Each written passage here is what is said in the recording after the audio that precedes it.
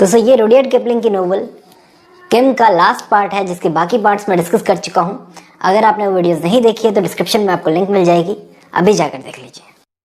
अब महबूब अली को किम रास्तों में भीख मांगता हुआ मिला।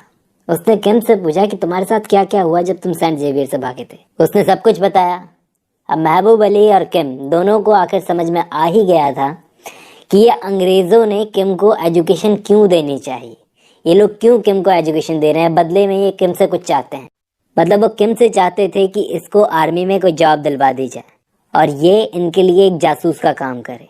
किम भी रेडी था वो जॉब के लिए कि जब तक ये चाहते हैं तब तक मैं सेंट जेवियर में पढ़ूंगा और उस जॉब को पाकर रहूंगा। अब इस बच्चे में किम में टैलेंट बहुत है और ये साहिब बनने लायक है।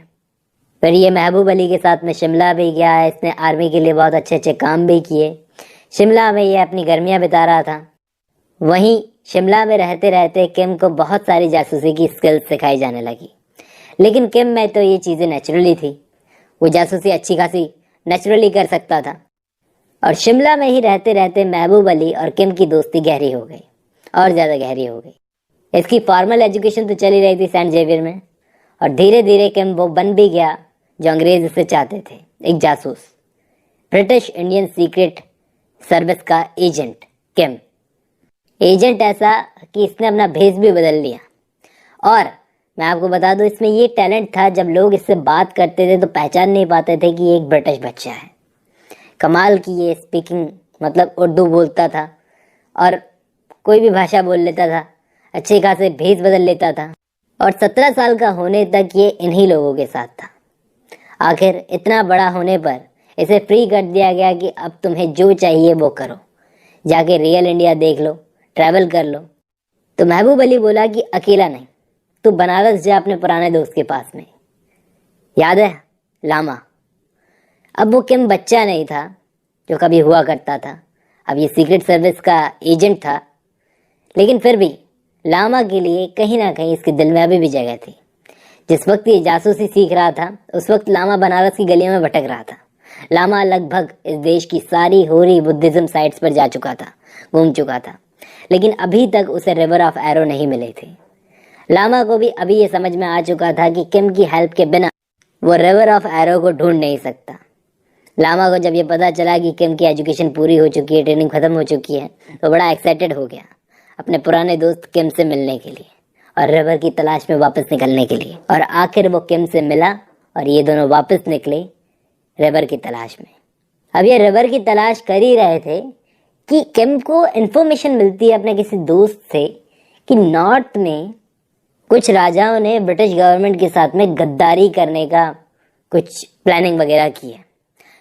तो उसके दोस्त ने और किम ने सोचा कि हम नॉर्थ की तरफ जाएंगे, लेकिन लामा ने कहा कि मैं तो अपने रिवर ऑफ एरो को ढूंढूंगा, मुझे नॉर्थ की तरफ, मुझे कहीं पे भी नहीं जाना, मुझे सिर्फ अपनी रिवर ऑफ एरो चाहिए। तो इसने सजेस्ट किया लामा को कि चलो नॉर्थ की तरफ चलते हैं, शायद तुम्हें, यहाँ साउथ की तरफ तो तुम पूरा घूम चुके हो, नॉर्थ की तरफ चलते हैं, शायद तुम्हें वहाँ पर वो नदी मिल जाए। तो अब ये लामा तो निकला है साउथ से नॉर्थ रिवर ऑफ एरो की तलाश में, जबकि ये किम और इसका दोस्त, बाबू नाम है उसका, ये हिमालय की तरफ निकले हैं उन एजेंट्स को पकड़ने के लिए।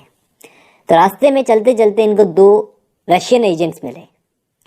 उनके सामान में इन लोगों को कुछ लेटर्स मिले, जिन लेटर्स में ब्रिटिश इंडियन गवर्नमेंट से गद्दारी की बात की गई थी। दूसरी भाषा में कहूँ तो उन 2 रशियन एजेंट्स के सामान में इस किम को एक सीक्रेट सर्विस एजेंट के नजरिए से किम को जैकपॉट लग गया। इसके बाद किम और लामा साउथ की तरफ जाने लगे रिवर की तलाश में, कि रिवर तो मिली नहीं। उस वक्त चलते चलते इस बेचारे लामा की तबीयत खराब हो गई। रास्ते भर किम ने इसकी सेवा की कि इसकी तबीयत ठीक हो जाए। इसको एक घर में भी लेकर के गया और वहाँ पर जब इसकी तबीयत ठीक हुई तो किम की तबीयत खराब हो गई।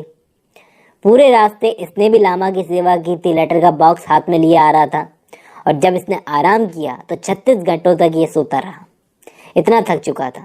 और जब ये जागा तो इसके बिस्तर के नीचे वो रशियन एजेंट्स के पेपर्स रखे हुए थे। तो सबसे पहला सवाल इसने पूछा कि लामा कहाँ पर है। जो लेडी इसकी सेवा कर रही थी उसने बोला कि लामा ठीक है, और वो औरत बोली कि मुझे अपनी माँ की तरह ही समझो। अब किम की तो माँ गुजर चुकी थी, उसको तो कोई भी औरत बोले माँ की तरह समझो तो उसे बड़ा इमोशनल सा फील होता था। अब जो उसकी बेड के नीचे जो पेपर्स रखे हुए थे, रशियन एजेंट्स के पेपर थे, वो थे नहीं। वो कहाँ गए आखिर? वो किम के इसके साथी बाबू ने उन ऑफिसर्स को पहुंचा दिए साउथ में, ब्रिटिश गवर्नमेंट के ऑफिसर्स को, जिससे अब ब्रिटिश गवर्नमेंट को उन पेपर से काफ़ी हेल्प मिलेगी। और आखिर इसी के साथ लामा को भी अपनी रिवर ऑफ एरो मिल गई यहीं पर, जिसकी वो तलाश कर रहा था। और उस रिवर में स्नान करके लामा को एनलाइटनमेंट भी मिल गई। महबूब अली ने उसको कॉन्ग्रेचुलेट किया, लेकिन इस नोवेल की एंडिंग में किम का क्या हुआ? तो भाई किम का इस पूरी नोवेल में मैं आपको बता दूं एक प्रॉब्लम थी उसके साथ में, आइडेंटिटी क्राइसिस की।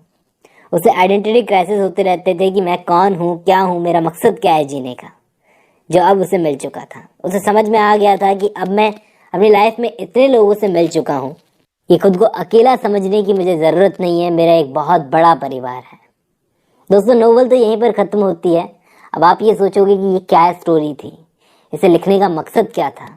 एक्चुअली दोस्तों, ये नोवेल जो है उस वक्त की कहानी बताती है जब रशिया और ब्रिटेन के संबंध खराब थे।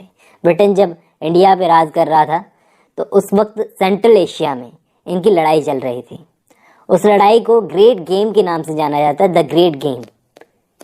ये great game second Afghan war के बाद में हुआ था और थर्ड अफगान वॉर से पहले। क्या आप यकीन करोगे कि ये ग्रेट गेम सबसे ज़्यादा इस नोवेल की वजह से फेमस हुआ था।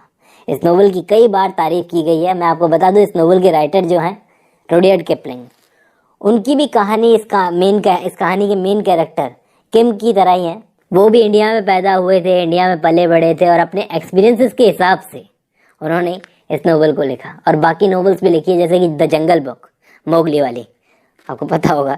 उम्मीद करता हूँ आपको ये नोवेल कुछ हद तक पसंद आई होगी। आज की वीडियो में बस इतना ही।